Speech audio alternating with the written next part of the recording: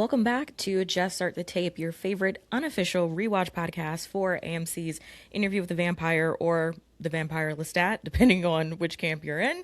I'm your host, Bobbi Miller, and I'm joined by my absolutely lovely co-host, Kelli Boyle. Hello. And Cam Ryan.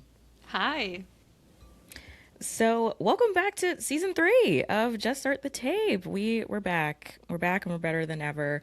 Obviously, there are a few things that are different about this season, mainly that you can see us now. We have been able to see each other, but now you can see us. So if you prefer to see our lovely faces on video, you can find video versions of each episode this season on YouTube and Spotify. Of course, all that stuff will be linked down below. We're also switching things up a bit as we are now in season, so you can find us every week while the season is airing. We won't be doing our usual multi-hour deep dives, just simply because we will not have time. But we can't do it. We just could not do it. But we'll be giving you our thoughts and feelings on each episode. So consider this like a bit of a sound check, and that will be the first music-related pun of the episode. But before we jump into the episode, we were out on location as the podcast was invited to the Vampire Lestat One Night Only concert that also was the premiere for the season. So, Kelli, I'll start with you. I will say, it was Kelli and I who were able to attend. Cam was not able to come with, but Kelli, I'll start with you. What was your experience at the concert? I mean, well, highlight of the night was meeting you in person for the first time, Bobbi. That's true. We have just, like Cam tweeted, the prophecy is almost complete. The three of us have not all met in person yet, but soon we will. I mean, it was kind of surreal, the experience, and I don't use the word surreal a lot. It genuinely did feel that way for me, just because it was so cool to be at a concert for a TV show, you know? Like, and for like my favorite TV show, I was like, this is just nuts. This is like a really cool theater in New York. I've lived here for 11 years. I've been to the Beacon before, and I'm like, this is just the coolest venue to like experience this in. And Bobbi, you were a couple of rows in front of me, so I got to like watch you watch. And I was like, look at her little red hair bopping around. I loved it so much. And the production quality of the concert was really good, and that made me happy. And then it felt like a convention of people I've seen all over social media. You know, I recognized a lot of people that have been in the fandom for a long time. There was also like so many of my work colleagues there. Like Josh Horowitz was sitting right in front of me in the concert. So I was watching Josh Horowitz and then watching Bobbi too. It was funny. And then, yeah, it was just kind of like, I was telling all my like friends here and my work friends, like, this is my Super Bowl. And it really was. So It was a lovely time. Yeah, from an outside perspective, like it's like this is the biggest fan thing besides like the Comic Cons and stuff. Like this was for the fans by the show. And how cool is that to get to have that and to turn like a premiere like this into something for the community? That feels kind of rare. Like we don't get things like that. And then to have it be a really awesome concert is even more fun. Mm-hmm. I agree. Like, I think well, first of all, like, it was very funny. Kelli and I ran to each other. It was very cinematic when we met for the first time. So that was very sweet. But the energy in the theater was so electric. Like, it was every time Sam as Lestat looked around the theater, you could tell where his eyes were because you could just hear people losing their minds. Like, it was so incredible and like such a fun way to involve the fans, like to have a premiere that involves the fans to that extent.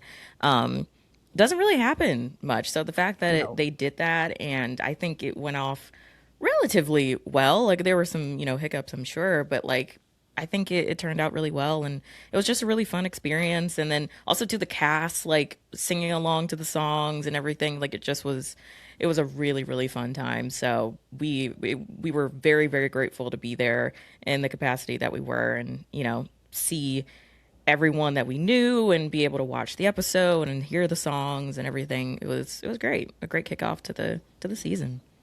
Yeah, and I mean, watching TV on a big screen is just the biggest treat in the world.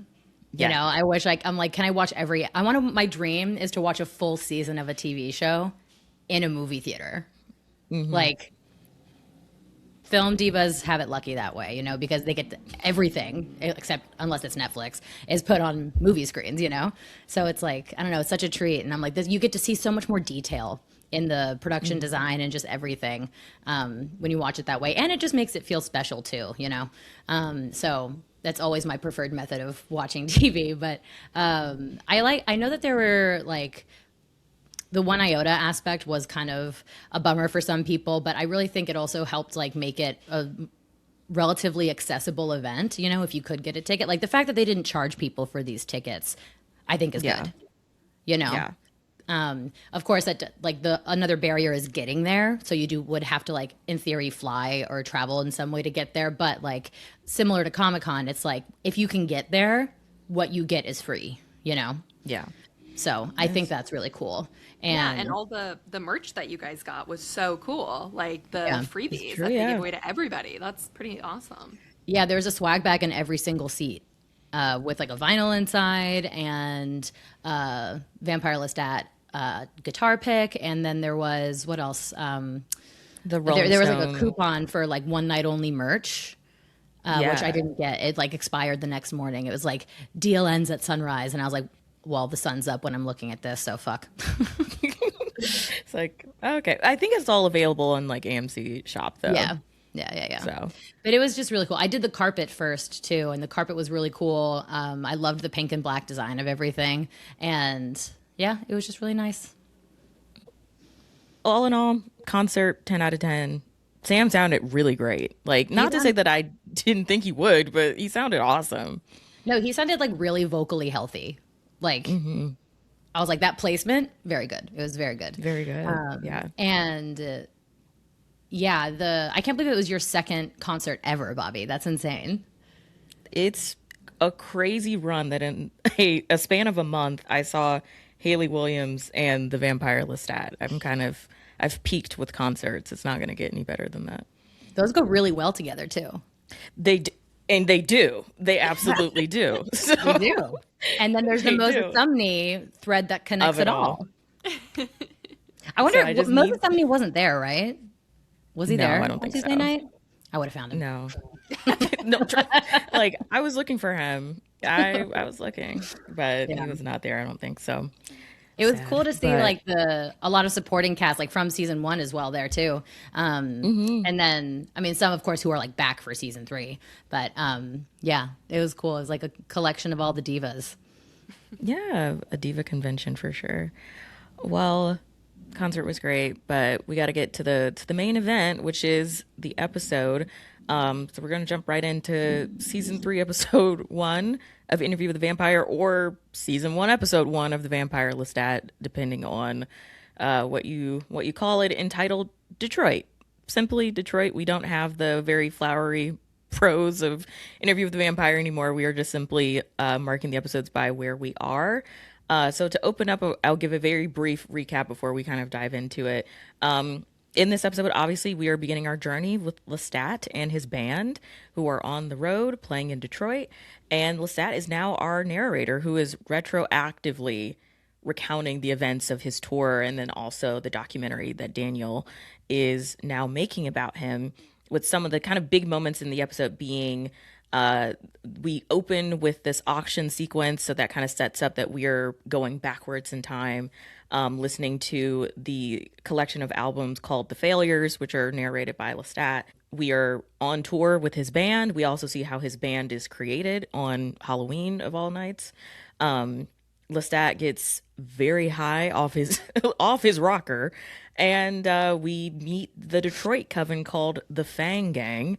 And of course, we end the episode by meeting one Gabriella, who is very interesting. So She's so normal. It's great. yeah, she's so normal. I love it. What was everyone's kind of like general thoughts on the episode? I think all of us have been able to see it like more than once. So Kelli, I'll start with you. Like, what were your initial thoughts?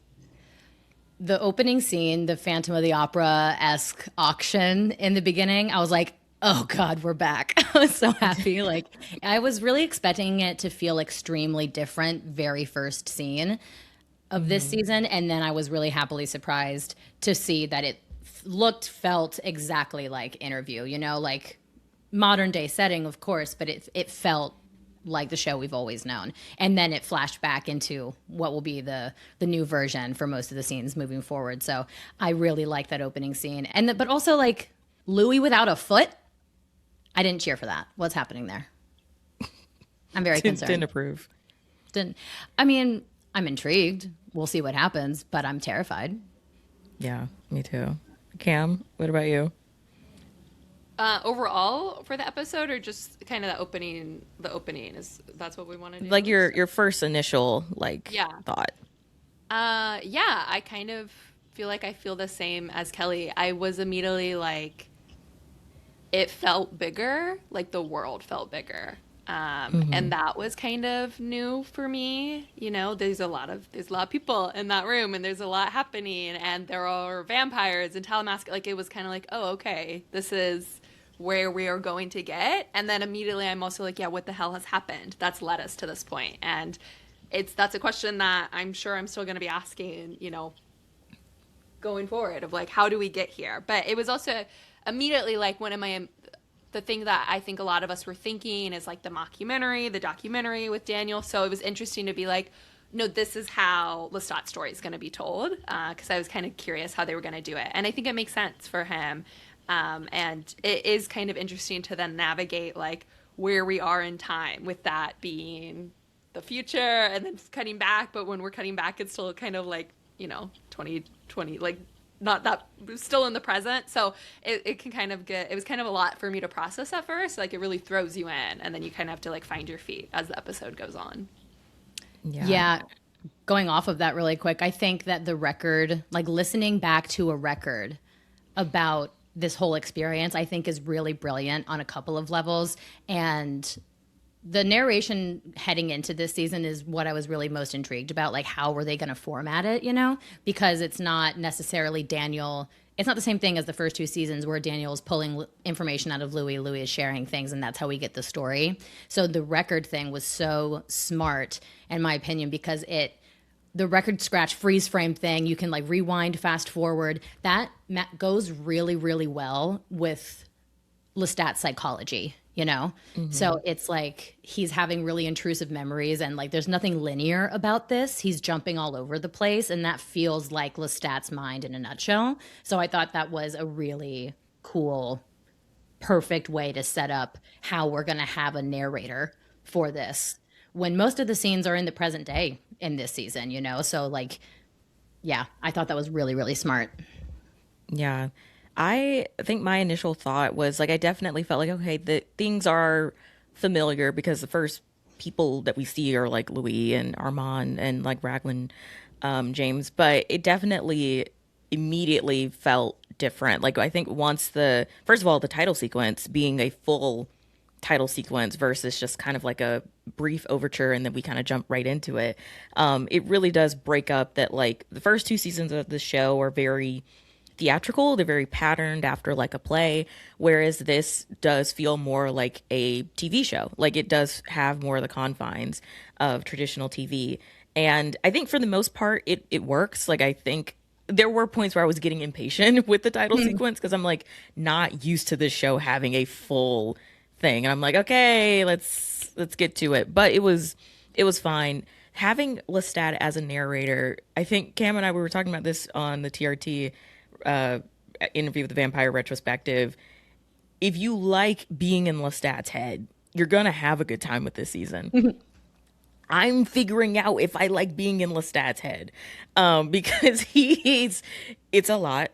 But I think I had to get used to the narration because it's like Lestat's narration of the failures, it's Daniel's documentary, and then it's the songs too that are also telling a story. So it's like this like nesting doll of all these different narrative bits, and sometimes it can get a little bit, I wouldn't say muddled, but I think it did necessitate me going back and being like, okay, like what did he say? Or there were just some like audio mixing issues and like a lot of overlapping dialogue, more from a production end, that I was just like, wait, what did he say? Because he's very flowery in his prose. Like, he's very illustrated and kind of like he's speaking in a lot of metaphors and, like all these different things that are very beautiful, I think, to read. But hearing it, I'm like, what the fuck is he talking about? Like, He has I that just, accent. Like his accent can be hard and then to his accent, understand too. Yeah, sometimes. me and Cam had texted back and forth a bit, being like, the new narrator's annoying. Just not even calling it by Lestat. We were like, the new narrator's annoying. With I say it with love, like I'm enjoying it, but I do also agree, Bobby, the nesting doll aspect of it. It's a lot. It's a lot of dialogue to take in, but like, so were the first two seasons. But That's very true. yeah, but yeah, it takes some. There's definitely a an adjustment period for this because it is a new narrator. It is a completely new style. Just the fact that it's a new accent narrating everything, So it's just an auditory adjustment. So Yeah. I'm saying a And lot, but you know. and also, with the first me saying, Nope.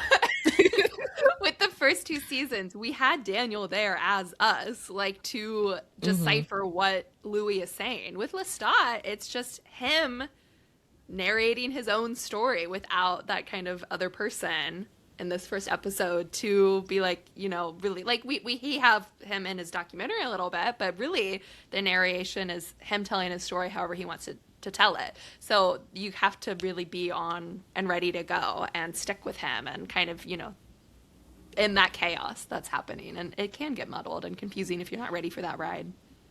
Yeah. Yeah, Well, I mean, try to keep up, But Yeah. that's Lestat in a nutshell. that is him. It's like if you don't keep up, you will get left behind.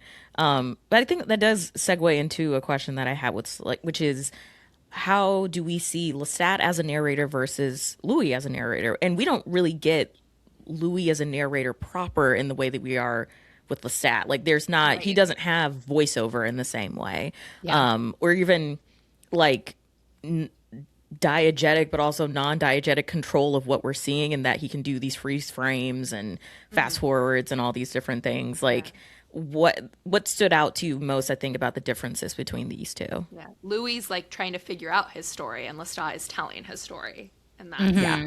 really a big I- difference. Yeah, watching this first episode reaffirmed why I love this show so much and what I think is the most brilliant thing about this show. And as long as they keep doing it this way moving forward, it's going to stay my favorite thing. Even if they don't do it this way moving forward, this will always be my favorite aspect. It's the fact that the show, the way that it's written and the way that it's edited, feels like the mental state of the narrator. So with Louis, we hear him telling his story, but then we see flashes of things, of his memories that visually contradict what he's audibly saying. And that's like his memories popping up and he's wondering, is that right? And then we learn later on that some of his memories have been tampered with, but also it's just time and like his feelings about Lestat has recontextualized all of those feelings. So things are contradictory, and he's doing this interview to try and figure that out. The editing of it is languid. The language is languid. It's very heady. It's very like meta thinking, right? And so like it's not just the plot that feels that way. His journey of discovery is literally the plot, but the viewer is inside his head with him. And you feel that. And then that's immediately apparent, too, with this first episode of Vampire Lestat. Lestat is not willing to look back at his past, but they come in as intrusive memories anyway, because things pop up that make him think of it. And so he's trying to control the narrative so he doesn't have to think about that. And so, yeah, just the script, the editing makes it all feel that way. So, like, it is different because it's a different head that we're getting the perspective from now. But it still pretty much feels the same to me. And I think it is so brilliant. It's just, that's why this is the best written show on TV, in my opinion. Yeah. I think what's the biggest difference between these two as narrators kind of doesn't have anything to do with them. It's like having Daniel as that human proxy, I think did give a sense of, I wouldn't say groundedness, but like there is something there to kind of keep us, there's a square one, like having a human who is not of the like vampiric ilk of everyone else and doesn't have to like subscribe to those rules or anything like that. Like having Daniel, who is also just like, a really good journalist who is asking all these questions, it helps us to really, I think, distinguish like Louis, and makes Louis' voice very clear. And I think the intention of him figuring out his stuff and, maybe misremembering things or, memories bubbling up to the surface as he talks about it. Like, I think having Daniel as that facilitator of it made it a little bit easier to follow. But now we still do have Daniel, but Daniel is now a vampire. And so that changes,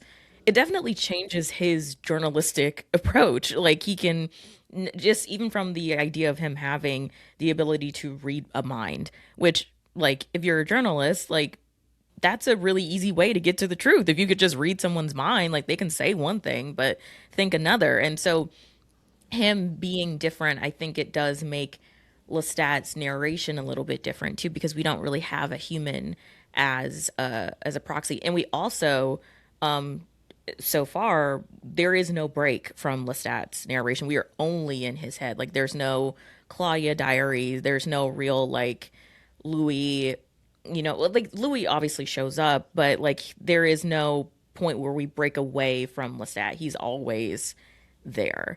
Which he's kind of very, like, he's this is like omnipresent force.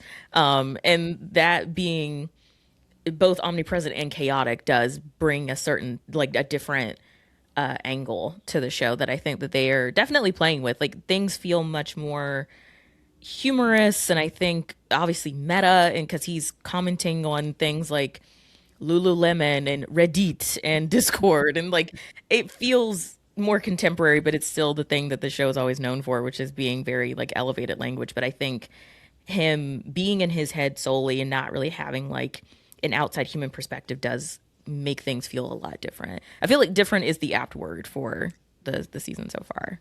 It's disorienting too, because we have his narration and we have his commentary in the documentary that he's doing, and the narration is much farther into the future when he's willing to self-reflect and look back on these things that happened, and that's what the whole Failures album is about. But in the documentary, it's the complete opposite side of that spectrum. He is not willing to be truthful or honest, and so we're seeing two different timelines basically in one, where, yeah, Daniel's interviewing him, but it's for a documentary, so it's not, like, necessarily the same as, like, a journalistic expose kind of thing. But it's like, yeah, just Lestat in two different eras, and one is completely unwilling to be emotionally honest, and then the other is like, this is what happened because I wasn't. So that's disorienting to me, that difference. So it's, and like you said, because we don't have, like, a sounding board really to go off of that, it muddies things, but in a way that I think is, like, maybe intentional. Yeah, we'll see as time goes on. Yeah, that's something that I've been really, like, grappling with, knowing that we were going to, like, record this too, like, just trying to think of, I find Lestat so uncool in this episode, and I keep being like, my God, he's so fucking lame. And then I am thinking, like, well, the perspective is Lestat's. It is future Lestat reflecting on himself. So then I'm like, does he view himself as a fucking loser? Like, is he telling himself, and, like, being uncool is how he sees himself at this era, and, like, past self, and is he being kind of hard on himself in that way of, like, but which is hard for me to reconcile with, because I do feel like, despite his crimes in the first two seasons, he is charming and charismatic, and I can understand the appeal for why, Louis is in love with him. And watching this, I'm just like, Louis, get up. Like, you can do better than this man.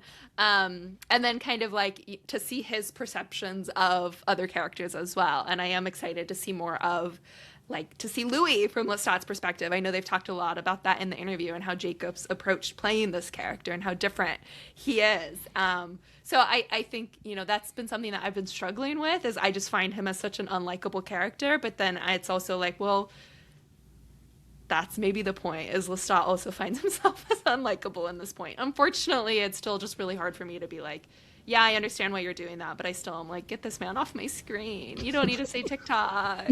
The new narrator's annoying. So annoying. But no, it makes sense though. But also, I do think that in the first episode, there are elements of, like, Lestat being like, I'm not that famous and cool, like, he doesn't sell out big venues. He's not, like, wildly successful. Vampires had a flash of fame because of the book, and now it's been a passing fad. As they say, people don't really care. Humans don't care about it that much anymore, and they definitely don't care about rock music. So he's like, do I even fucking matter? Like, is what I'm making It's the concept of like, is my art good? Yeah. And it's like, not. what? And it depends. It really will it? depends. If you want your art to be good, you have to be emotionally honest. I feel like that's And the it's journey like- we're on this season. I hate the word journey, but anyway, yeah. Yeah. No, it really is the journey though. And I think this is probably a better conversation when we're deeper into the season and I've heard more songs. But like I think probably from what we've seen so far, like one of the best storytellers non-diegetically for this show this season is Daniel Hart, because he's having to be kind of he's almost the Phil Collins to Tarzan for Lestat, where he's singing for him and having to, like kind of write these songs that are varying degrees of quote unquote good. But like it seems like the faster songs tend to be more flash in the pan, like not very what we would say like good. Like Black Licorice, I just do not like that song. Like I just don't like the lyrics Like, are let's so stop putting a facade on. Like when he's not Exactly. allowing, like when he's performing, it's not Yeah. as good He's as him literally being performing, himself. yeah. yeah. But I when need to hear he's- all of Black Licorice because, like, I like it, but I need more. Like, I I think like it's it just the apprehensively. I want to, yeah, I don't know. Yeah, I need to hear the whole thing. Yeah, it's like I felt like Lestat with the tenor in season 1, where he's like marking in blood the like wrong notes. I was writing down the lyrics, grading on my keyboard, being like, these fucking lyrics suck. Like, as he was like, I don't want to learn a TikTok dance. I said, please, you're asking me to turn this shit off. Please don't make me do that. But it's also like every single time I have a negative feeling about something, I'm like, but maybe that's the point is also Yeah. another like Yeah. thesis statement. That's been like, the but- struggle with me, and me and Kelly have talked a lot about this. Of like when I've been trying to figure out like, is what's not working deliberately not working, and as we see more, like I'll know that, but it's like still really hard for me at times to accept that, and even if that is the case, it's still like, well, I didn't need that. Like, I think there's the humor aspect of it is very, like, older millennial core and, like, kind of mocking of Gen Z, I feel like. Or Yeah, when trying he to be said Gen Z. when he said chuggy, I was like, give it a rest. Like, Yeah. Give it boo. Yeah. And I Give can't it tell up. if that's, like, really smart writing or really weak writing. Like, I'm so in the middle of that. So I'm hoping for more clarity as the season goes on. there's definitely elements of this where it feels like people are trying to be cool, and depending on the moment, I don't know if it's intentional and they are like being ironic about it, Right. or if they're trying to be cool. Yeah. I think So that'll take. We'll get into that in the deep dive, I think, in the rewatch. I love the concept of us like doing an interview with Roland Jones, and we're like, "So, are you cool? Or are you just trying to be cool?" Like, We ask questions, like leading questions to figure out if he's cool. we're just like, "You're a fucking like." We just are going in on it. He starts to feel really. Did you guys notice his cameo in the opening scene? Yes. Yeah. In the Oh, I auction. missed that completely because You I was don't focused see on his like face. You see him like from behind. He's like standing in the audience of the auction, and then he turns his like face to the left, and you see the big thick black glasses. And I was like, oh, that's him. You know what? I watched the episode at night after a long day. And I think I just thought that was Raglan James. I said, white man with glasses. There you go. I was like, Yeah, he was there. He of course is there, but it's like, yeah, they're both there. Yeah, I was thinking like, oh, that guy looked like Roland, and then Kelly was like, yeah, that was Roland. Okay, that makes sense. Looks like a Roland. Well, we don't hear him, so I was gonna say sounds like a Roland, but that doesn't work. Yeah, Getting a real Roland Jones I'm pretty vibe. sure that's Roland Jones, but yeah, Otherwise, that guy looked like Roland Jones. You know. Yeah. my eyes are seeing Roland Jones. So yeah, there we go. Well, I guess we should probably rip off the Band-Aid of like, what do we think stood out, good or bad? Like, what do we think worked about this episode, and what do we think didn't really work about it? I think it's so funny, and I love that. So funny because I think it's so unfunny. I think there are things that are really, really funny to me, like the tooth team. I've been saying that for weeks as like a vocal stem. I think it's like the performances are very funny, and yeah, I liked the humor in this. Not like every single line, but like there's some really funny stuff that I really liked here. That fight sequence is quite like the whole interaction with Love it. Lestat and them is very very silly. I did not like the drugs sequence. It did not work for me. I did not find that to be very funny or the effects to be very good. The one with Baby Janks. No, when he's like bounce bounce bounce in the club.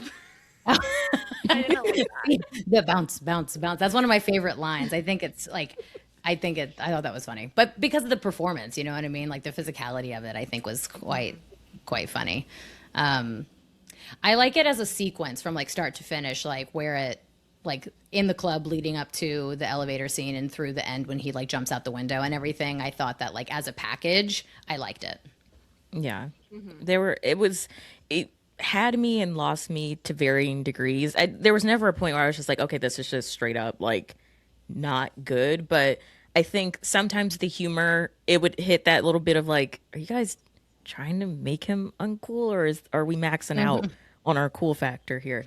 But I do think that what I really love is the end of that sequence where he's talking about this is why gods hide in the clouds. They just wait for the rain to fall, which is every time I'm out, then they say some really beautiful, gorgeous Yeah. line. And I'm like, okay, fuck, like I'm back in, like you Yeah. got me. So it makes sense. But I also really loved, I think I wouldn't say that this episode was so funny to me, but there are like runaway lines that were hilarious. So like I guess love like I love partner D. D is D like my favorite character. in that I'm in corner charge of being my like, work-life balance. I'm in charge of my work, like affirmations during a vampire fight was so funny. And then him complimenting, I can't remember the character's name, but when they're at the urinal and he's just like, I admire your pelvic floor and your aim.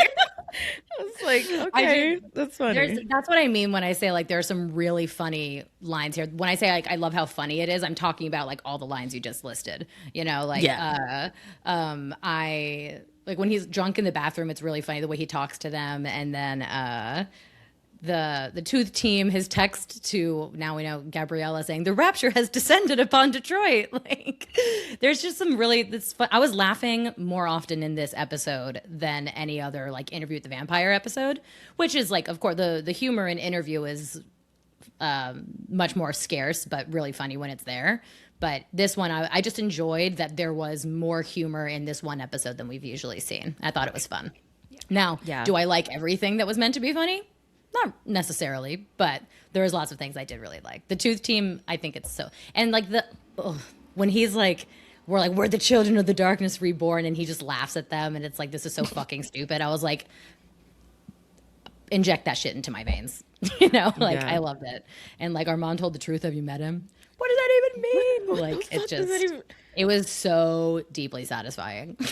Yeah, I think that sequence, like I said, where it might have been a little bit grating. I'm like, I think that's just how Lestat is. But I guess from like a zooming out, like the way it's constructed, I think it gives a good window into kind of like what we could expect from this season with him, which is like a lot of chaos, a little bit of introspection, and then some more chaos. I will say what I think did.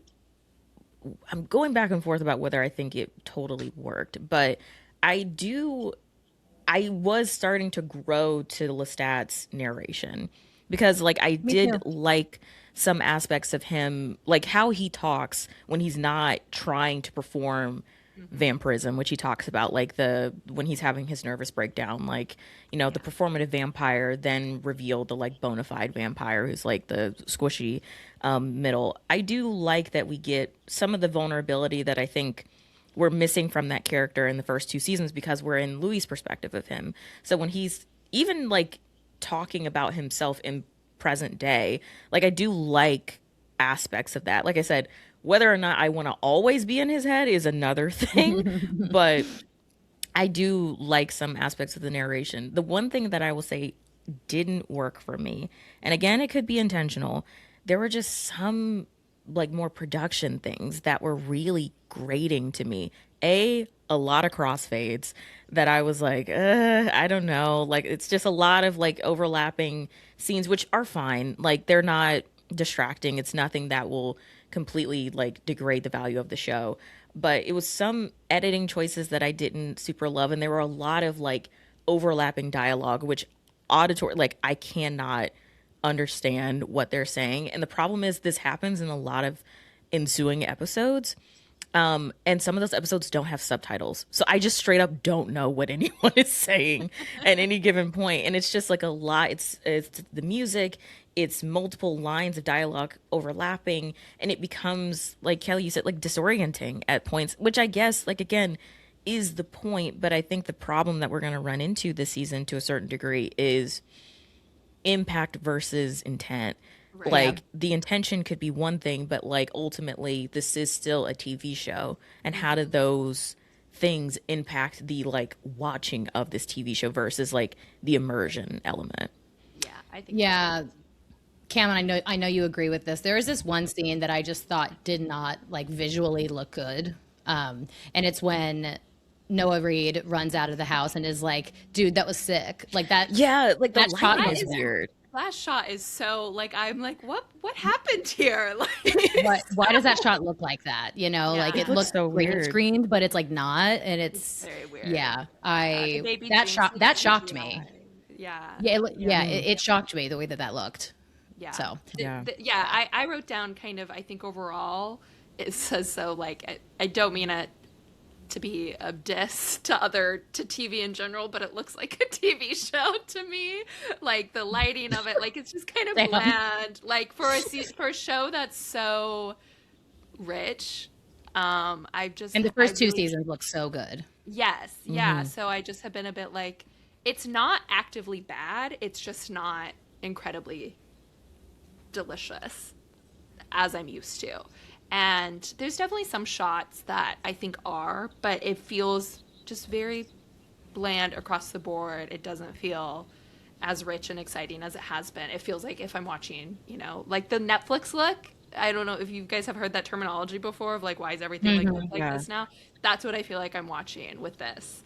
So that was a bit disappointing. And I think part of it too is even like the pop of it and like even like the costuming to some degree, like it's just not as juicy, you know, my steak too juicy, my lobster too buttery, as I'm used to with the show. And I think part of that is also because it's in the modern era. Like I just don't know if they felt like they could do as much with it in the same way, like with the gold lighting and, you know, well, this is set in this period, so we have how we light this is going to be different than in the modern era when, you know, things in the modern era are just kind of ugly, I guess.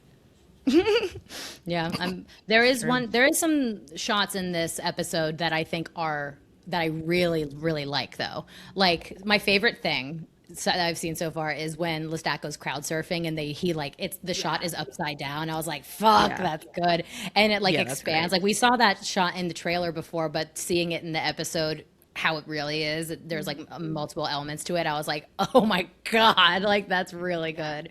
That was really the really concert good. scenes in general, I feel like are All the look best good. shots, which is so important. And also the part that I think would require the most skill, like I think you could easily fumble that and they didn't. So I am Yeah. really glad for that. Yeah, let's talk about the music scenes. Which one was your favorite from this episode? It's only what, Long Face and Black Licorice? Yeah.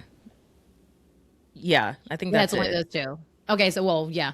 Bobby, you don't like Black Licorice. I'm guessing Long Face is the winner. I do. I mean, because I think we've just had, I was thinking about it at the concert. We've had Long Face as a song for 2 years now. Like, because it premiered at the Comic-Con before last. Like, that was the only thing that we had of season 3 for a very long time. So I think I've just really, like, that song has really endeared itself to me. And so when he, in the middle of the episode, is just like, yeah, Long Face does suck. I'm like, hey Queen, no, black licorice really sucks. So like, you look, Long Face is good, but I did like that one just because it was like, it felt familiar. I know the song. And but then also too, just like the concert sequences I think are great. I will say I do like the back end after his nervous breakdown during Black Licorice. I do like when they like really start jamming and like he realizes that what was holding back the band was him, and so he actually starts to be a team player, as Yeah. fleeting as it was. I do like that part, but I think Longface was my favorite performance. Yeah. Yeah, that part, it was kind of giving the Grinch's heart grew 3 sizes that time. No, I it really see that. was. I think that, and they use like a fisheye lens for that, right? That's, or like it was like the extreme close up. I don't know how I felt about the fisheye thing, but like I don't know. I think a regular close up would have done just fine. But I really like that sequence too. Like when they're all like, "Oh my God, wait, we sound really good," and they keep like revving each other up and everything. I was really feeling it and like enjoying it a lot. And the band's really good together. Like Noah Reed is great. To have in this, and then like I'm already obsessed with Salamander. He's a fucking freak. Yeah, I think the band. I like the characters of the band for sure. I agree. But yeah, the performance of Black Licorice is the best of the episode, and it's kind of like that. I feel like that's like what happens there is what first of all breaks open the muses coming out, and that's like. He's like the Ebenezer Scrooge of vampires.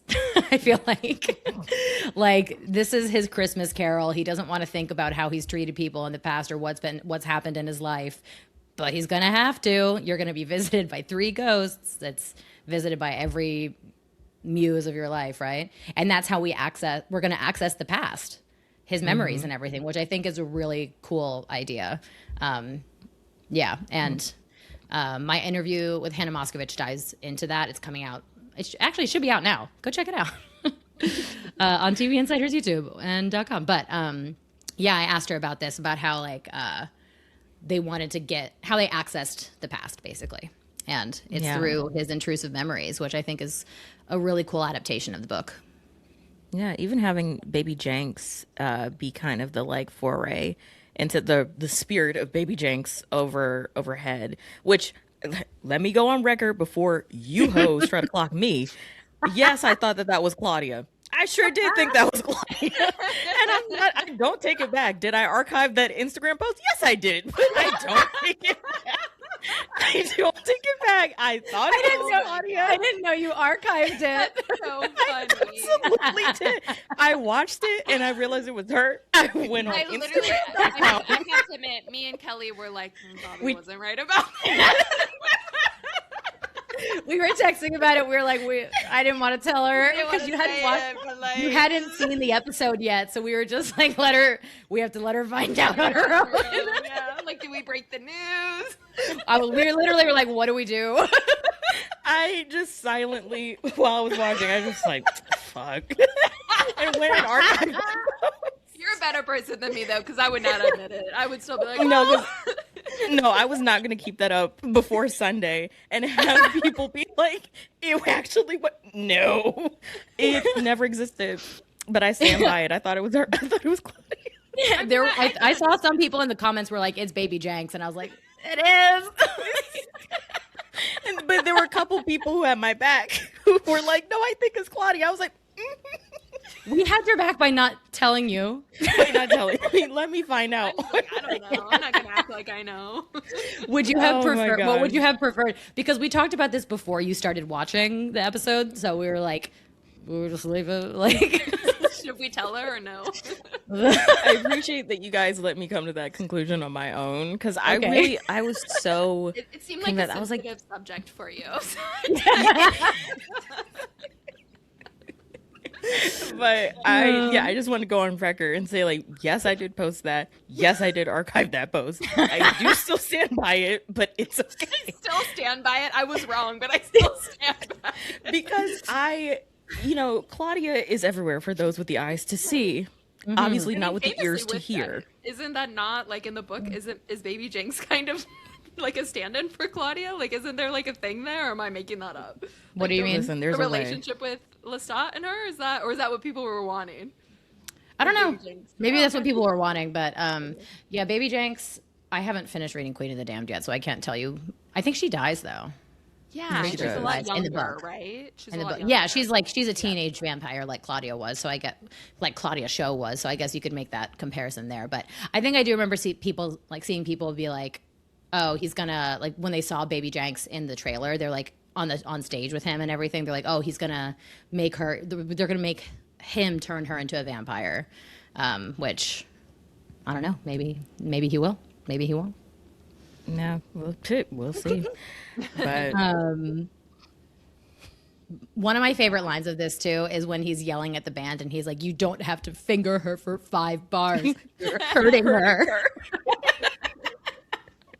I did love that. Also, we got to like the book made. We have to talk about the Louis and Lestat scene first of all, the FaceTime call. But when when he's in the bookshop and he hears like the Armand fans talking, and then he gets the trick or treaters at his door, and most of them are like Armand and Claudia carrot costumes. Wow, fuck. And then like one Louis.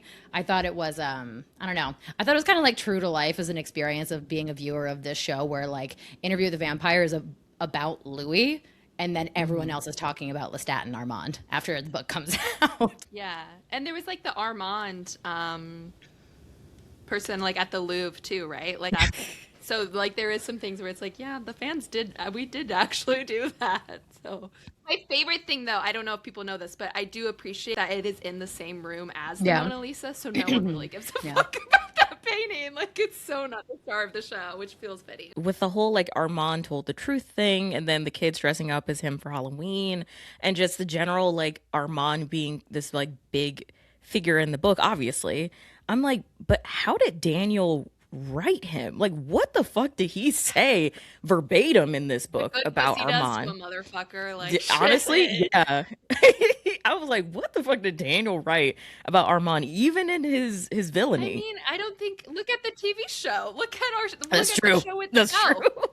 and He how does, people love Armand. There's something about despite him. the horrors that he's done, and because of the horrors that he's done. You know what I mean? That's part of that's part of it too. You know, and yeah. I will say that our season 2 rewatch experience softened me to Armand a little bit more. Yeah, And Miss then he had Good the Puss audacity in to that book. smork at Louis though in that scene. He like gives him a little face. Don't even look at him, okay? Close your other Don't eye. even You're about to look lose at the him. other eye. Yeah. I mean, I will say I do miss Louis. I know that like is a point of contention, and I was glad he was the first shot, but I always want more Louis, and I hope we get more of him as the season goes We on. will. And I think part of it was Yeah. also because the FaceTime call, like we had already seen, like it was a clip that had already been released. So I think that was part of it too, where I was like, well, I already, so I long for Louis and Yeah. Lestat on my screen, and Louis, I miss him. I do wish they hadn't released that FaceTime call scene in advance. Yeah, me too. In hindsight, like in the moment, that rocked my world. Like when I heard Louis' voice on that FaceTime call but didn't see him, I literally squealed.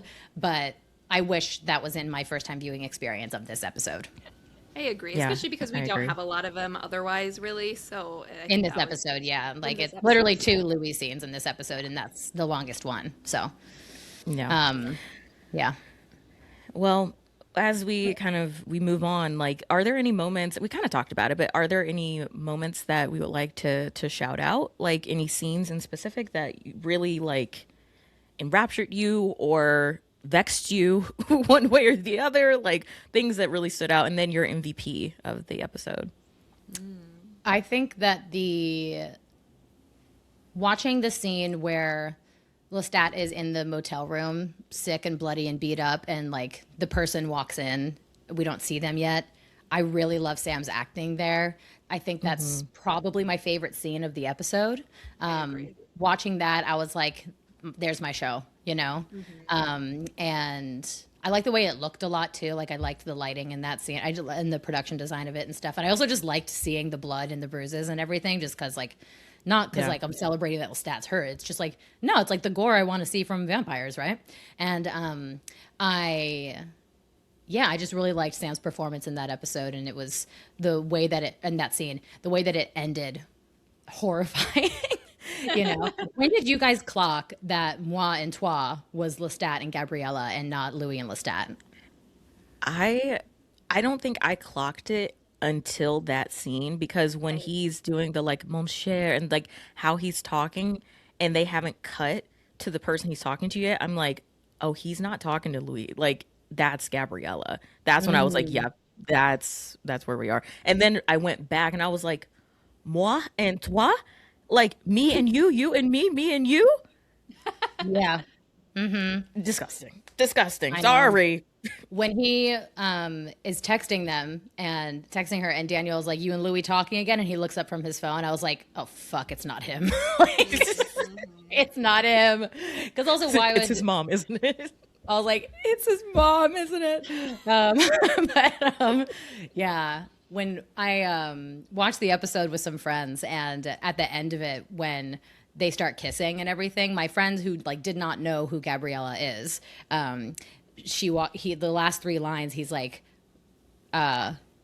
lover, fledgling, mother. My roommate actually didn't hear the mother part, and then when the credits rolled, I was like, he's fucking his mom, and Hannah was like, spoiler. I was like, you just said it.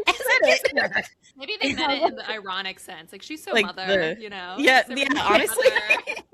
And she was like, what? And I was like, well, let's rewind, restart the tape. And she heard it, and she was like, he's fucking his mom. And I was like, yeah, it's really bad. And isn't it great? It's awful. It's devastating. It's fucked up. I did love this scene. Well, go ahead, Bobbi, because I was going to switch. No, I was gonna say, thinking about seeing it, because one of the good things about the concert was we were watching the episode with a crowd, so you do hear responses to certain things, and it was so fucking funny to me, and probably to Kelli as well. Anyone who had already seen the episode, hearing the crowd react to any time the text would pop up, or that scene where Sam is acting in the way that we've seen him act when Lestat is talking to Louis, especially in season 1, and him being like, "It's very good to see you, mon cher," whatever, and people be like, "Oh," they're thinking it's a beautiful Lestat moment. I'm like, "Hey, divas, guess what? That's his mother." It was so fucking his funny. mom. Yeah. Did they gasp when she came out? Yes. Like, It was very like, they were like, ah, they thought Louis was getting this grand entrance, and then it was her, and they were like, oh. Yeah, it was literally all you heard was like, "Oh," and then they fade to black, and then here hit the comes credits. Sam doing long face. Like, Yeah, Yeah, no, literally after that, the concert fucking started. like immediately, they didn't give anyone any room. It was so funny. I saw a tweet like today where someone was like, what did they say? They were like, when the first Mon Cher hits the towers or something like that this season. Yeah. And they're like, it's going to be so great. I'm like, you don't want to know what the first Mon Cher is. And I was like, how dare you? The towers. Tower being hit. How, like, It's going to feel like like that. how dare you call her that? You know, but like, oh God, it's good. They really got you. You know, I really did. A scene that I really liked though is like I really love Dee, and I did really enjoy when like Lestat first like bites Baby Jenks and comes into the dressing room, and kind of like there's a fun little bantering between Dee and Daniel that I think is really, I'm like, I like this whatever's going on there with the drugs and the relationship. What does she call him? Like something maybe like puppy or something, like Like she has Poppy. yeah, there's a nice little endearment there. But I like how like Lestat's like crashing out, and they're all like focused on Baby Jinx, and he's like, she's fine. He's like, because I'm the one overdosing on her blood. Yeah, I thought that was I really enjoyed that moment, and kind of like the chaos really worked for me there, and I found it to be fun. So that was one I wanted to shout out. The Baby Jenks floating on the ceiling, though, the effects of that looked kind of weird to me. Yeah, I agree. Yeah, the shadowing was like a little bit. Yeah. That's what the problem Odd. was. Yeah. And there's sex, so we have sex. we have sex. We have sex. We have Paris, we have sex. I was like, We have sex. how could there possibly be enough time to do all that in the elevator, though? Like, Yeah, like I know they hit pressed every a lot of floor, buttons. but like even then, I don't know. I But- don't like the line "immortal erection," unfortunately. Sorry to be a prude, but I was Okay, like, that's fine. okay. Pack it It was up. the scene was, and I will say, I guess it's not one moment, but I do like any moment where Lestat kind of addresses the either like physiology of vampires or just like the laws. So him talking about like vampires like to fuck. Like it may not be the most important. Like he goes through the list of like drinking blood is obviously the top, but like the fourth thing, I think he says like the fourth best thing to not think about your past is to have sex. And he's like, and I have a lot of sex, which sounds like the most virgin thing ever, but I know he do be fucking. But it was interesting to see like him really embrace sex in the way that he does, and like to have this like orgy in the elevator and he's like eating out baby Jangs, and then like the bellboy joins in and everything. I do wish there was, it's weird. I wish there was more. I think the show has always handled sex in a very beautiful and erotic way, and I think that this was more, not to sound like too too Christian, it felt more of the flesh. It felt a little bit more carnal, but like lacking that erotic factor. But it was nice. But that's, I mean, like, that's kind of, he's having like, he is having meaningless sex, you know, he's fucking Yeah. the fuck, you know, not to Yeah, connect. that is true. So, What's that article that's like everyone is beautiful and no one is, But no one's here? horny. That's my Yeah, like favorite. One of that's my kind of favorite what articles. that felt Yeah. like to me, where I was like, yeah, there's sex, but it's not sexy. Like it wasn't. It's like not as lush and beautiful as I'm used to with like even the first episode of the pilot, where it's not as graphic, and yet I found that to be sexier. I think that's the point, though. Yeah, it is. Yeah. No. Yeah. Yeah. So it doesn't, I enjoyed it, you know, and it was fun to watch. I was like, oh, this is hot, you know, but it wasn't like as like sensual.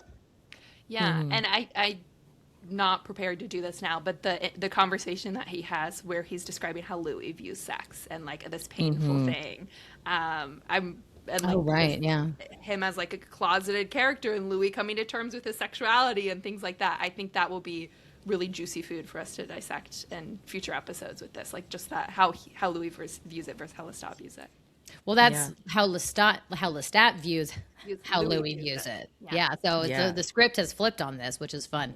Because we got all of that in seasons 1 and 2. So now like it's fun to see Lestat be like, here's my perception of Louis. It's just like the playing with objectivity and subjectivity, you know? So yeah, I really liked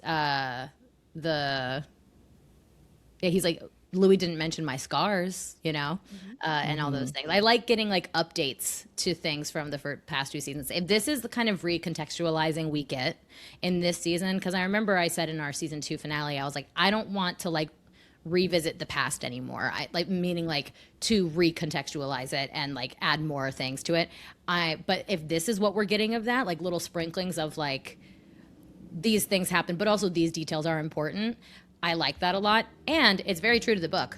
So it's like Lestat in Vampire Lestat says like, yeah, everything Louis told you is true, but he left out a couple of details, and here's what those are. And so I think that was this show's version of that in this episode, and I enjoyed it. I will agree with that, but I did feel dread when he said the train line. Like, did I threaten to Claudia with rape on the train? I did not like that line, and I don't like this revisiting of the train stuff. I'm very worried about that and Claudia and that stuff going forward. Yeah, I think there's something. It'll be a discussion. I think probably later into, not that specifically, but I just think like some of the recontextualization will definitely kind of circle its way back. But it was interesting in that scene in where Lestat is talking about like his scars and the fact that vampires can piss and all these different things. Love that detail. It was that, first of all, that piss was so orange. I'm like, water, babes. Like, I don't know if vampires can drink water, but like, let's give it a shot. If it's looking marigold, drink some water. Yeah, please. Like, but it was nice that in that scene he was kind of going in and he was just like, yeah, these are, you know, anyone who, talking about Louis, is saying like that vampires don't scar, that they don't piss or don't have these like physiological urges, like these are I can't remember what he said, but like these are the ramblings of an insane person. And then he edits himself, he's like, note to self, like take that out, because I think he's like, yes, I'm mad that Louis said these things that may not fully be true, but I'm not trying to hurt him in this way. Like, I just want to say my piece, I guess. And I think that's still an act of love between him and Louis. He's just like, you know, I'm not trying to bash him totally, but I need to remember to take that out. He obviously didn't. But like, it's still, the intention of it was like nice, I guess. I liked that a lot. And also I loved seeing him read the book. Like the first scene where he's just like, oh, it's awful. It was really funny. It's like, it was him being like, it was raining. That felt like the show talking to the fans, directly, which as the season goes on, there were points where I'm like, stop talking to us. Just tell the Yeah. story that you want to tell. Yeah. But in that moment, I was like, okay, that's funny. That's interesting. That's it was raining was my favorite part of that scene for sure. It was. And He's so funny. I love that. That's just like a funny experience to see him actually reading the book.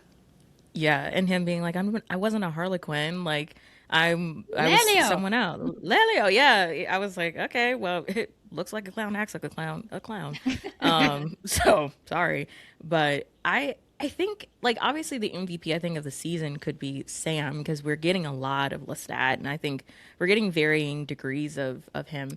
But I will say, Well, go ahead. we're also getting Yarda, so And Yarda as well. That guy. That wig, that hateful wig, and on God. purpose hateful wig, I guess. Yeah. I'm like, okay, he's there. Yeah, like no, I think that was the big moment for me. That I was like, all right, like I can't with like the humor. sure, you know. Yeah. Like, No. I get, like, and I don't, thinking about the crowd reaction, I think that some people were like, okay, like, it didn't really move the meter one way or the other, and Yarda's not load bearing to the story, so it doesn't really matter. But But see, it I was think just like that's a also thing. my issue with it, I guess. And this is, I'm like, why is he here? Like if he's not important to the story, why? Like with how we've talked about with season 1 and 2, where I'm like, everything's intentional and everything's deliberate. This feels so like throwing things around, and I'm hoping I'll see the full circle later. But it feels so like right now I'm just like, where are we going? And I don't trust them, which is interesting. That I am feeling that way for a show that I have never felt that way before.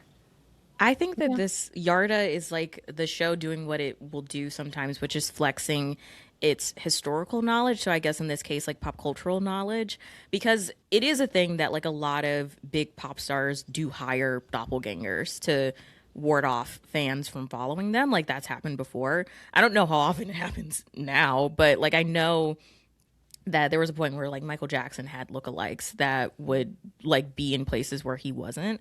So there is some historical precedent to it, and I think it might have just been like a fun historical Easter egg to be like, oh, like, and also it's funny because like he's not famous enough to require a doppelganger, but he has one to go sit at the fucking Applebee's for him, I guess. But it feels to me like it's maybe that, which, Yeah. you know.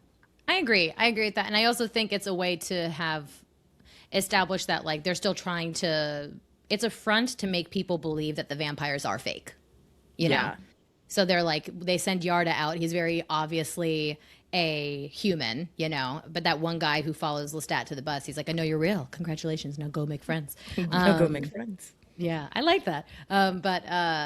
Yeah, I think that's Yarda's purpose as well. It's to the historical reference, and also just like yeah, they're still trying to, like, the book was not so the vampires have been outed and they're trying to save face. So I think that's yeah, it makes sense to me. And ultimately, I think that he's not. That's like the biggest impact that Yarda has on the season, really. So that's fine. I just think Kinda he's so like- unfunny. So I'm like, why are we wasting time with this guy? When I'm like, okay, there's just a few things where I'm like, all right, like the cool, not cool trying to be cool, and not funny trying to be funny things for me. But I think, Yeah, it'll just depend for me on like how much screen time he really gets. You know, yeah. I was like, Yeah. forgivable if he's not around that much. We have bigger That's things the to get thing. to. We only have 7 episodes. You know. Yeah. Love Christine. She's Oh. fun. I like her. My diva. She's my Yeah. MVP. I want to go and have a nice drink with her at an after. Like, she's so fun. I love Christine. Yeah. I mean, D Pharma's kind of my MVP of the episode. I Easily. yeah, Easily. I don't know, fun job. Yeah. Like, Not that sorry. yeah, like that's I don't know, good for her. But I really loved the moment. This isn't like an MVP character, but I love the moment too when Daniel comes out of the elevator and gets to join the vampire fight. I was like, come on, Danny Boy Malloy. Like Eric got to have his like killer vampire moment. Good. But yeah, I think D Pharma is my MVP. I love Christine a lot. I love D Pharma. Love the band. Yeah. They're fun. I think I'm Dr. speaking a Fareed. little too far for Dr. Fareed. Oh, so Welcome hard. back. Welcome Oh my back. You God. know, where they might have lost me, they said they jangled the keys They that put him are in front of Dr. us Farouk. and They yeah. said, well, hey, hey, I'm So back. fine. I'm back.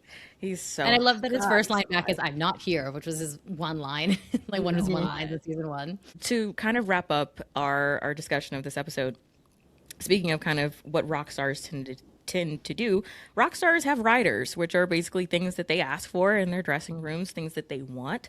So, what are our writers for the season? What are the things that we're looking for this season? More Louis. Yeah. Yeah, Yeah. I've been which I really think we'll like, get. yeah, I've been missing him a lot. I've also been just like woman.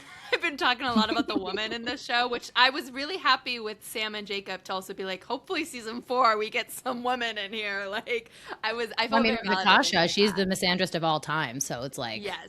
I Yeah. think a season 4 would be like, Yes. fuck all men kind of And that's thing. what they said, and they're like, "We hope it's that." And I'm like, you know what? Yeah. Me too. Like this lately, I'm just like, "Where are the women?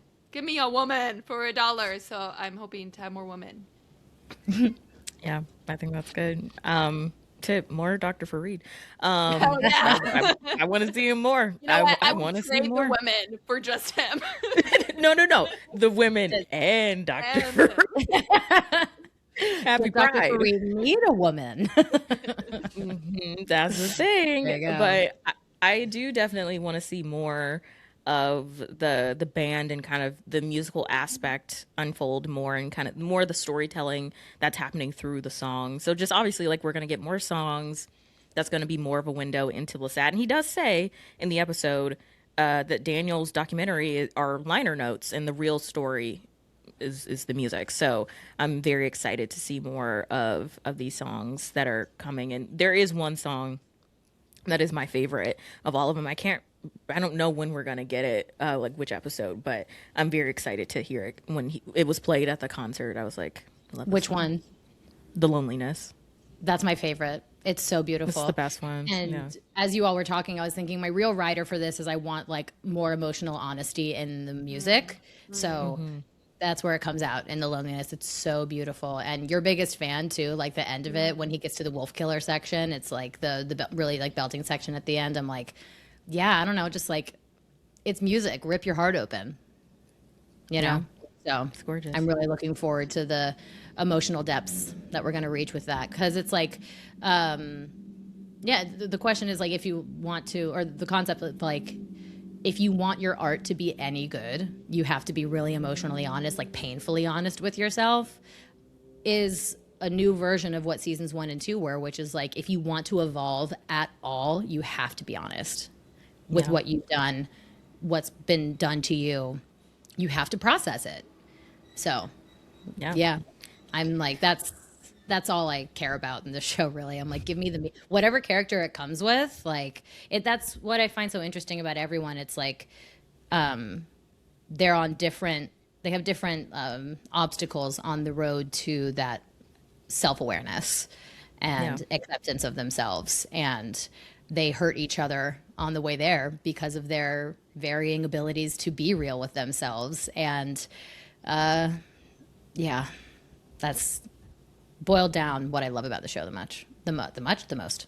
We've made it to the end of this discussion, and if you've listened to us before, you know that we have something called Start Your Take, where each of us has a minute to give an uninterrupted take about any topic from the episode. But for this season, we are doing something called Encore.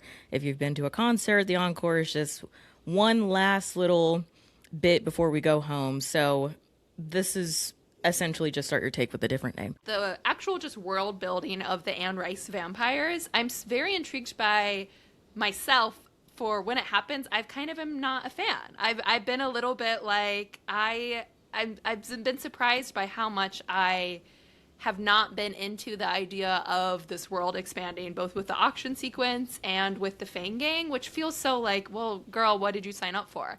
But I think it's just very different when I'm so used to having a very kind of small structure characters, especially with season 1, and then season 2, like we get the theater day vampires, but still, you know, like Bobby, you have that beautiful line of the show works best in threes, and yeah, I don't know, I just think as the world expands, I was kind of like, I forgot that this is like I called it like the Marvelification of it. Like I forget that this is a Yeah. universe, I guess. Yeah. And I think part of it is it takes me out of like,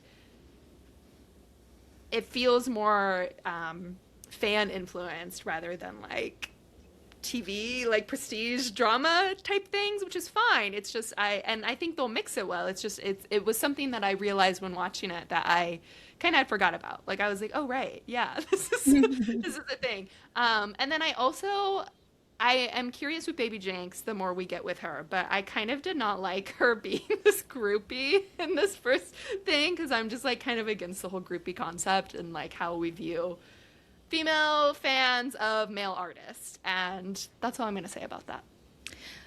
That gives me an idea for my encore, which encore sounds like a celebration, and I don't think this is celebratory what I'm about to say. But it's just something I want to highlight, which is the beautiful Unwell fandom name in the world of the show. I don't like it. I think that it's ultimately not that big of a deal. I don't really think it's going to grow on me, but I don't think I'm going to like actively hate it forever. And not that I actively hate it right now. It's again, I don't feel that deeply about it, but there's already this like perception that music fans, TV film fans, like celebrity fans are kind of like crazy women, you know? And obsessive. Like when a fan is obsessed and it's a woman, it seems like it's like a bad thing, you know? But like when men are obsessed with sports, that's legit, you know? Yeah. And so that concept in real life, I just like take a lot of umbrage with. And so to me, beautiful unwell implies that being a fan of something, loving something passionately makes you kind of sick, you know? Yeah. And I just don't like the implication of that. It's kind of similar to like if someone doesn't like using like the word bitch, you know, it's like you don't like the history and the connotation of it kind of thing. Like you don't like how it's been used against people in the past kind of thing. So yeah, it's like that for me. Yeah. I'm like, I don't actively hate it, and I don't think they were trying to be that deep about it. Yeah. But if I'm really being nitpicky, I'm kind of like, this could be read as like leaning into the trope that fans are crazy. And some people are, but it's like to be a fan is not to be insane. Yeah. Essentially, you know? So I'm like, I just don't like the idea of being called like unwell for liking something. Yeah. Even if they mean it as like a compliment, like they're not meaning it in a bad way. Yeah. I do want to plug, there's a really good article that I was reading before this because I was thinking about Baby Jinx a lot. And it's called The Sexist Boogeyman, The Groupie by Emily Fender. And it really dives into the concept of like female fans and how they're perceived and all this stuff. So I'll send it to you guys to read. It's really interesting. Yeah, because there's the history too of like the Beatles not being taken that seriously at first because their fan base was so many hysterical girls, you know? And it's, I think even, I mean, I'm not that huge of a Harry Styles fan, but like he said in the past, like the Beatles had huge women fan base at first. And why is that bad if One Direction has that, you know? And I totally get that. I agree with that. Like women do like influence pop culture a lot, you know? So it's just, I feel like beautiful unwell, like, I don't know. I don't like it. They probably didn't lame. Too woke a little bit. Like I'm being a little too woke. I'm being a little too woke about it. Which is why I think it's okay. I really do think it's okay, and I just think it's lame. Like I just think it's a little bit like could be forgiven if it wasn't lame. So yeah, also, there's like a humorous side to it where it's like it's self-deprecating, which I don't know. In like 2016, everyone was calling themselves trash on social media, kind of thing. It was kind of very much like this is how we felt as a population because like what was going on in 2016, we all felt awful. But like I don't know. Just now, a decade later, which is crazy to say, I'm kind of just like I don't know. I don't like that kind of humor. I don't like to even in a casual way, like kind of put myself down like that. Like it's not, I don't think it's dumb or crazy to love something a lot. So yeah. I think my only encore that I have is also, I think it feels like encore, like it does feel celebratory and we're all just like, I don't like this. But maybe it'll be different next week. Yeah, maybe we'll feel differently. But I think mine is that I think this episode does present the unique challenge that this show will have going forward in the season, which is you're 3 episodes in, the first run of your story is now complete. Now we're shifting gears into a new narrator, a new perspective, and I think just like a new look. And we've talked about like how the look works and it doesn't. And I think that there is a hill to climb for this season, because I don't think that this episode is going to work for some people who are fans of season 1 and 2. And I don't think that they would be totally unjustified to have it not work for them, because my initial like watch of this episode, I didn't really love it. Like I was like, oh, like it feels like the show that I like, but it's also different. And in acknowledging that it's different, it's just a lot. It's a lot of moving parts. It is a very kinetic show, and I think that can work well, but then it could also be a bit of a traffic jam at certain points. So I do think that that will be something to contend with as we move deeper into the season and we start getting more flashbacks to the past, and it will just be a lot of pieces to kind of wrangle with. And I think that the challenge of season 3 being like operating as like TV, not television, will be something to talk about as the episodes wear on, because it definitely felt like Cam, I think you mentioned it, like season 1 and 2 felt very prestige, and this also feels prestige. I won't say that it doesn't, but it just feels like a different angle of prestige, and maybe because it is taking place in modern times, like maybe because it's not a historical thing, so like that also automatically reads as like prestige in a lot of ways. Yeah. But yeah, I think it'll be interesting to see how it unfolds from like a medium perspective, to see like how it functions in that way. I think it'll be fine, but I don't know if it'll reach those like fever pitches that season 1 and 2 did. Yeah, or vice versa. Are there going to be people who really fuck with this and don't fuck with season Yeah. 1 and 2 as much, and get new fans like into that? Like when you have such a tone shift like this to appease everyone, you know? Like I feel like with me so far, I'm like, well, I really liked 1 and 2, and I don't really like so much what we're doing with 3. And to see the whole package once it's done, and even, you know, if we get season 4 too, like it is an interesting show to then have different wallpapers all together.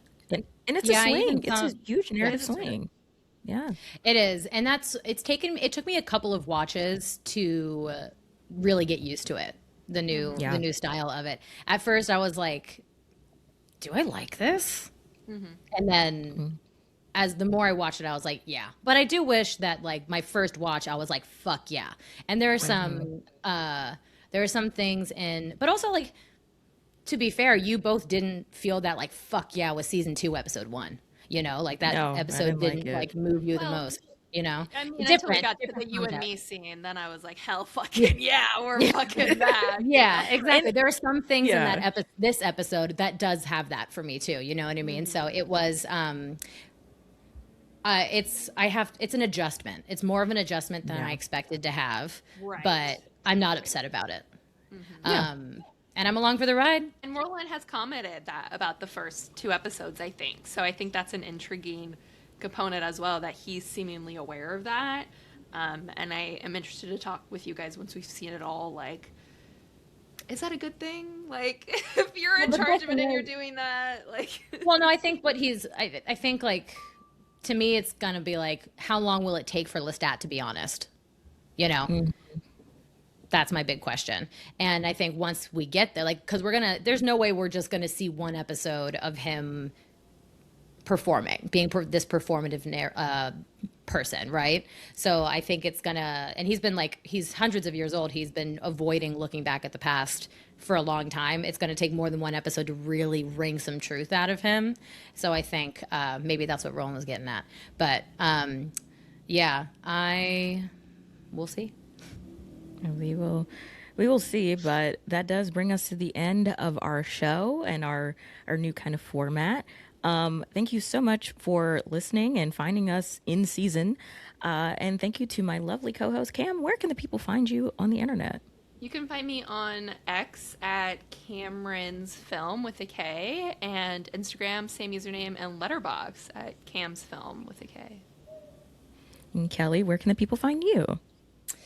I can't believe you called it X. I call it Twitter still, but Yeah, I was about to say X. But I feel like I have to lately. It's a whole thing. I'm going through it. so on Twitter/X, I'm Kelli X Boyle with, oh my God, X. Kelli with an I. Oh, and then my handle is the same across social media, but also I'm entertainment reporter at TVinsider.com and TV Guide magazine. So I have video interviews with the cast out now, so you can go check it out over there and on my socials. And Cam's also at Rolling Tape doing reviews over there. We didn't plug that. And Bobbi, where can the people find you? You can find me on YouTube at Culture Kitsch. I will be starting my weekly, more long form reviews. So that should be up the same time as this. So finish this, then go over there. But you can also find me on Twitter at Hi I'm Bobbi, HIIMBOBBI. You can find me on Instagram, also at Hi I'm Bobbi, HIIMBOBBIII. And you can find the links to all of our stuff, as well as the links to follow this show on Twitter/X, Instagram, and TikTok in the description of this episode. YouTube? Oh, and YouTube as well. You are on If you YouTube want to now. see, if you want to see our faces and see a video version of this episode, you can find us also at Just Start the Tape podcast on YouTube. Thank you and good night. Good. I love it. Woo!